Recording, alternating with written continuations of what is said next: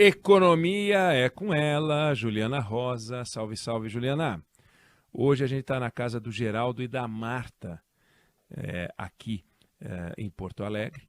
Eles mandaram para a gente a fotografia da sala deles.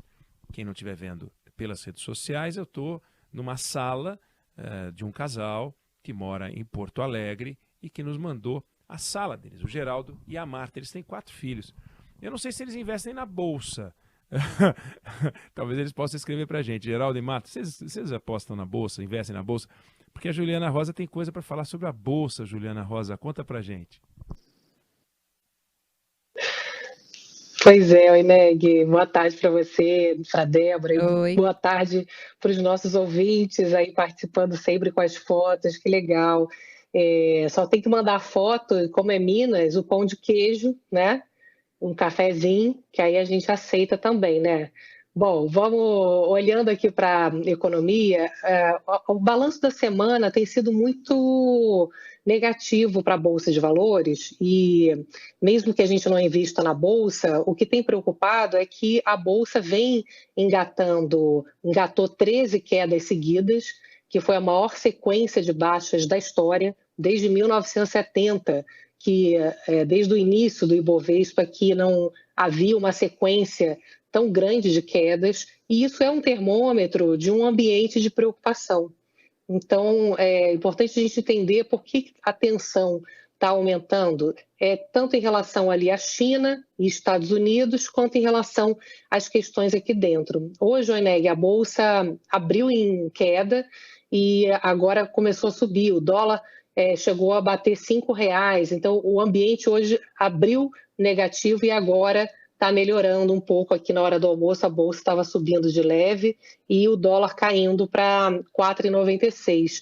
Mas a gente vê que o ambiente internacional continua pesado, com a China divulgando dados negativos. Hoje uma construtora grande pediu falência. Então você tem a China aí no radar enquanto preocupação, né, de poder continuar crescendo, e a China alimentando aí o crescimento mundial. E nos Estados Unidos, a gente vê que também tem ainda, lá no mercado americano, estava olhando aqui, bolsas ainda em queda, com um temor de que os juros voltem a subir nos Estados Unidos, porque eles estão com dificuldade de baixar a inflação de forma mais rápida e o risco de recessão vai aumentando quanto mais se aumenta os juros. E aí, Oneg, aqui dentro, o que eu acho que é mais importante no final das contas, a gente não tem como controlar o mundo, né?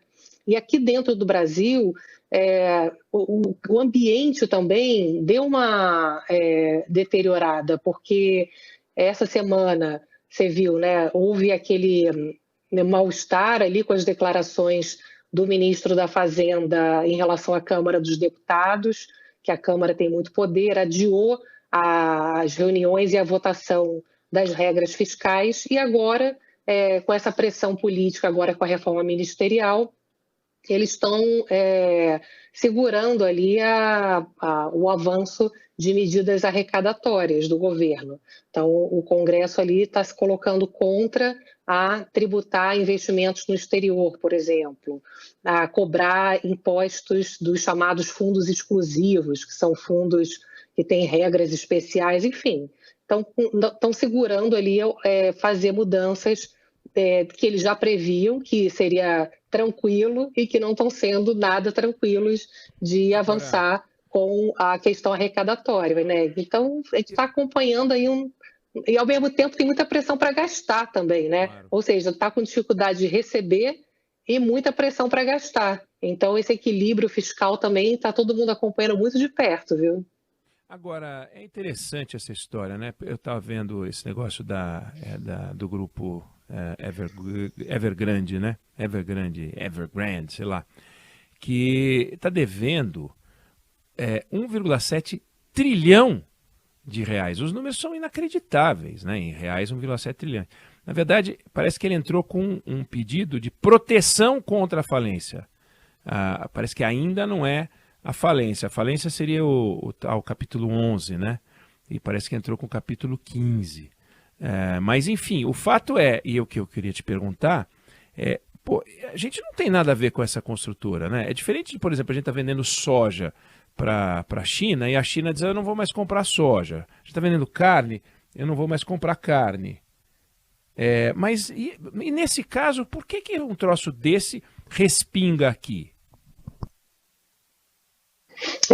Oi, Ney, olha que esquisito aqui. A China, não só como você está dizendo da Evergrande, eu acho que é Evergrande que chama, né?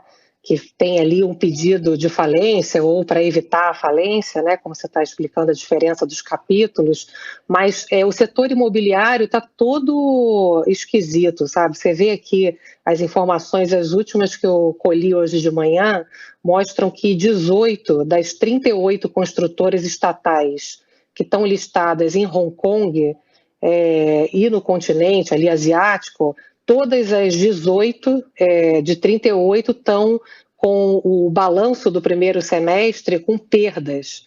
Já perdas que, inclusive, são maiores do que a do ano todo passado, de 2022. São dados aqui da Bloomberg que eu peguei mais cedo.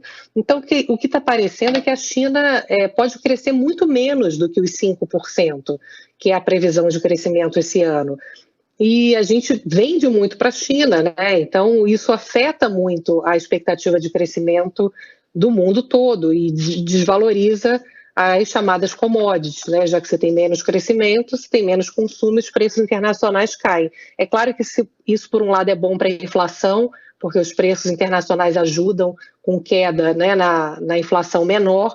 Ao mesmo tempo, o grande temor é que haja uma piora muito forte, seja da China, seja dos Estados Unidos. Uma coisa é crescer mais devagar, outra coisa é dar uma freada brusca e imagina, a China crescendo menos de 3%. Então, isso é uma preocupação e a gente, na verdade, tem que entregar, Eneg, o que a gente pode, né? Que eu acho que a minha preocupação maior hoje a gente não controla o mundo. Agora, a gente controla aqui dentro. E você está vendo o quanto que o governo está... A regra fiscal nem existe. O governo já lançou o PAC, o Programa de Aceleração do Crescimento, com 5 bilhões de reais fora da regra. Já criou exceção, uma regra que nem existe ainda, nem foi aprovada. Não está querendo pagar os precatórios, aquela bomba lá que foi empurrada no governo passado. Aí você começa a criar um monte de exceção. No final das contas, o investidor... Ele não quer saber o que está fora da regra. No final das contas, o que importa é se a dívida do Brasil está crescendo. E isso significa uma piora de perspectiva para o país. Então, a gente tem tudo para melhorar, Eneg. Só que a parte política ali, essa negociação toda do Centrão, que é muito fisiológico, está bem esquisita ali a negociação política. E claro que as perspectivas econômicas vão ficando ali mais apreensivas.